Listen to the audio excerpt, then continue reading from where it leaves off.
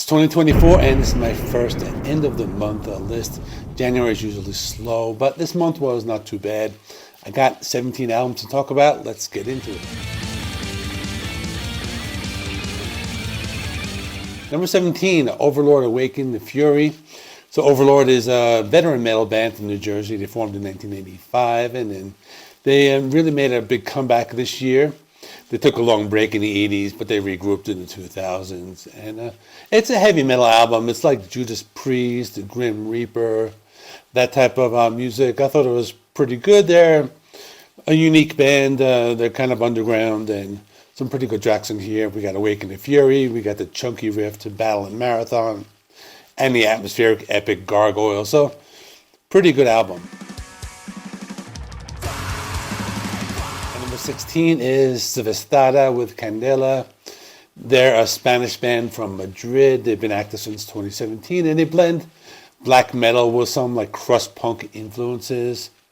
Candela is a concise 7-song album. It's like 33 minutes long. It showcases the heavy, straightforward black metal sound, and lyrics are in Spanish. So we have lots of good songs here, and I like Efimero. And then the kind of like grungy, almost like black metal, Ilo Negro. Those are some good songs. Some of the songs are atmospheric, some are dark and extreme. Pretty decent album. And number 15, At the Plates with Omnivore. They are a Virginia-based death metal band formed in 2018, and they are a humorous band. Their songs are about food. But we got tracks like Kitchen Gone, and very fast-paced, or Terminal Fillet Disease, which is more death doom, and Roast 1247, which sounds more like Gojira. So it's a pretty cool band. And number 14 is Upon Stone with Dead Mother Moon. So this one is a band that kind of like pays tribute to that 1990s Gothenburg metal. It's like a 30-minute album, but you hear influences from like In Flames and At the Gates, and the band's not groundbreaking, but it does have that old school sound. We have the opening track, Dead Mother Moon. This has some In Flames style guitar riffs and blackened vocals. Paradise Failed shows off more melodic guitar work, and other tracks more reminiscent of like At the Gates. Not bad if you're into this type of music.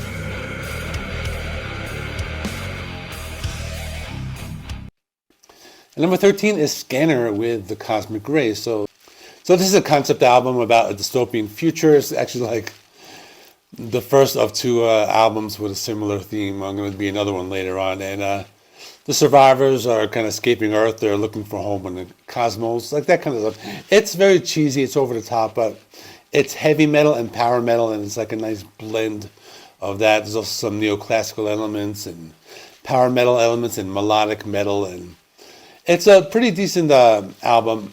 I listened to it again, I liked it, and I thought it was pretty good, worthy of making my list. Number 12, I have The Rods with Rattle the Cage.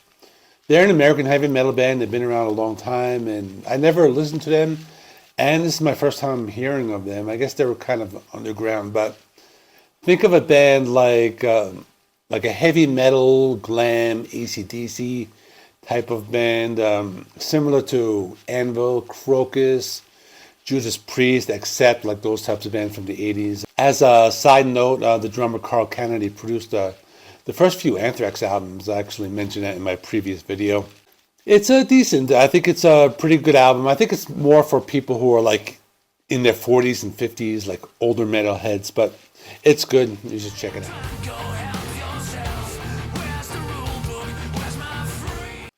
And number 11, I have Dominium with Hey Living People. This one came out at the end of 2023, but I'll give it a pass. It was released on December 28th. It's very cheesy. It's this guy, Felix Helt.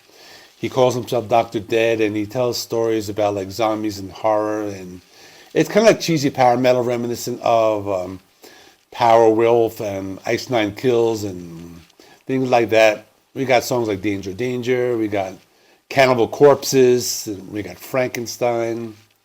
It's just a lot of like catchy songs, and they have like some covers like You Spin Me Around Like a Record from the 80s band, and Billie Eilish's Bad Guy, and Midnight Oil's Beds Are Burning. So it's good if you like this kind of like cheesy, like Ice Nine Kills type of theatrical power metal, that type of thing. Pretty decent album.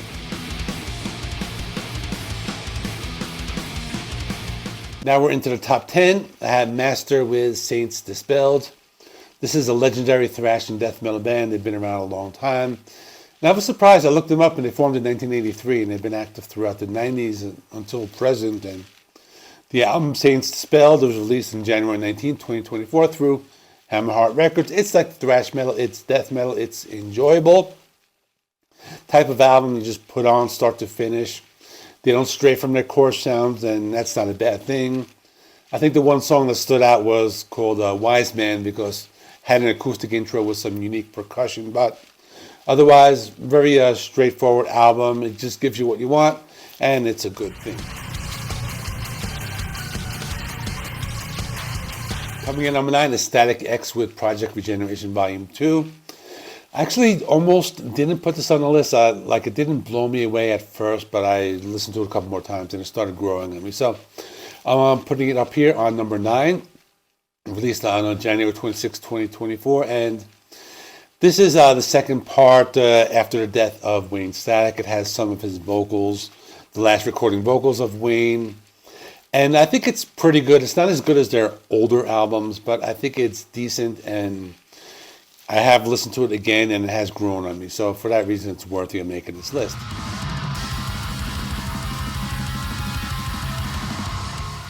Number 8, I have Resin Tune with Cerebral Purgatory. They're an Australian band. They're listed as sludge and death metal. They're one of those bands that are just very heavy, extreme metal. Not easy listening for the casual metal listener, but if you like heavy, fast, extreme music, I think you would like this. It's released on January 19, 2024 through Transcending Obscurity Records. It's a short album, 29 minutes. There's 8 songs, goes by fast, it's energetic. A lot of like dissonance and like that type of sound. And it's an album, it didn't really like catch my attention at first, but after the second listen, I really started getting into it. So it's also a good album to listen to with headphones, just kind of like take everything in. The music is just very dense. So that's my number 8.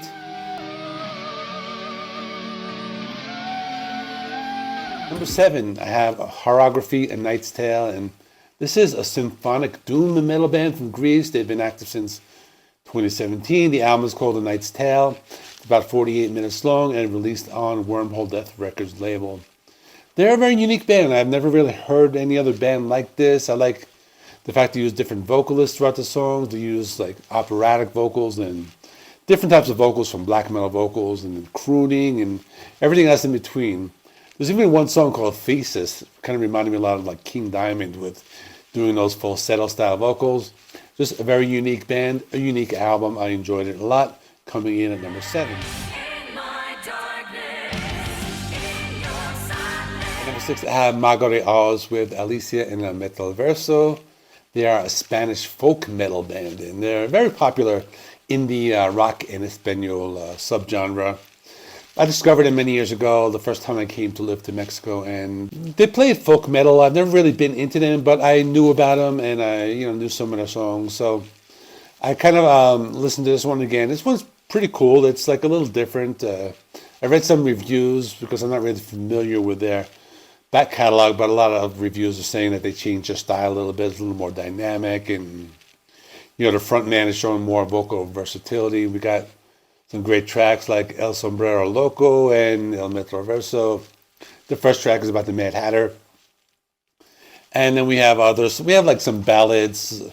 There might be a few weaker tracks. Then the closing track, Por Si Un Día Te Pierdes, that's more of a ballad. And then La Voz de los Valientes is more of a traditional like folk metal song. So overall, it's really it's a decent album. It's pretty good, and like they're really like evolving in their sound.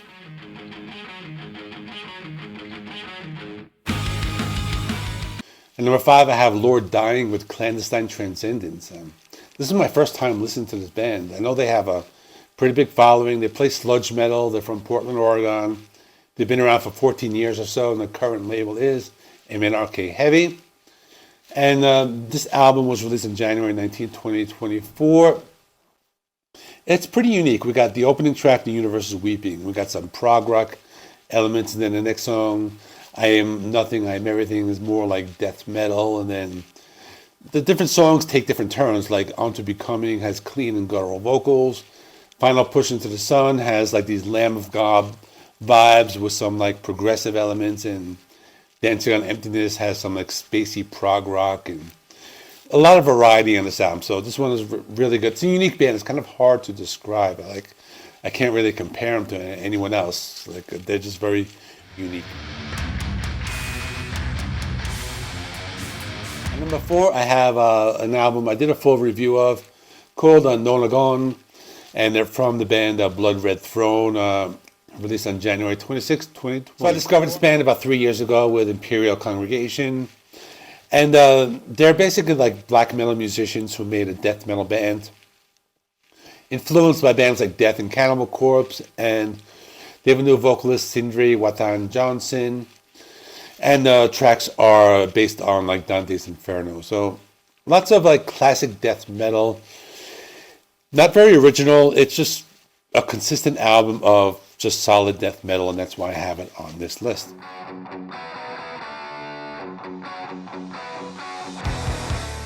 And number 3, I have Lucifer 5 from the band Lucifer, released on January 26, 2024. I have a full review of this one. The band is fronted by Johanna Sadonis. She's an amazing vocalist, and it has a retro sound, like specifically sounds of 70s hard rock and metal.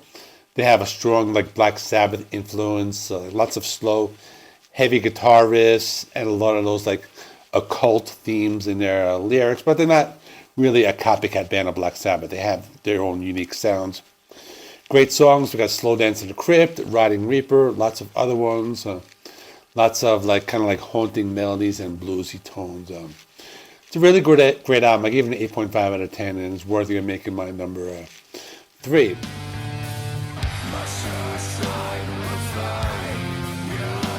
And number 2, this is my Dark Horse album. They're a band that people might not know. They're an unsigned band or independent called Announce the Apocalypse. The album is called Experience Machine. They're a thrash metal band, but they make concept albums. So I mentioned before with Scanner about this concept album about this dystopian future, and this is kind of similar, but it's about someone who is just going through some problems and looking for like an external way to deal with depression, and this is during a time when there's a lot of like chaos in society. So basically they're trying to use technology as a means to an end. So it's a really good album. The structure of the album reminds me of kind of like Operation Mindcrime by Queensryche. There's lots of like different interludes and like little skits here and there, and you can actually like listen to the story as you listen to the album like front to back. So I highly recommend this one. There's a lot of like different styles in here. We have thrash metal, some death metal, black metal, some progressive elements, and just a really good story talking about like Dr. Draven and the Experience Machine. I gave this an 8.5 out of 10. Definitely worthy of number 2, but not my album of the month. My album of the month is Saxon, Hellfire, and Damnation. It's a really great album in their discography. Saxon is one of those bands I kind of got into late. I didn't really know about them that much, when I got into metal. But these last few Saxon albums have been very good. Like, this band gets better with age. They're one of the few bands that does that, and I think this is one of their best albums in a long time. The lyrics go through a diverse range of styles. They talk about history and UFOs and just different topics. It's very varied, but I think it's a solid album start to finish. That's why it's my album of the month for January. That's where we are. All right, check out this video of albums I'm anticipating in the next few months. If you want to see what I have in store for February, I'm going to be talking about January, February, and March in this video. So please like this video. It helps me with the YouTube algorithm. Please subscribe if you're not already, and I'll see you in the next one.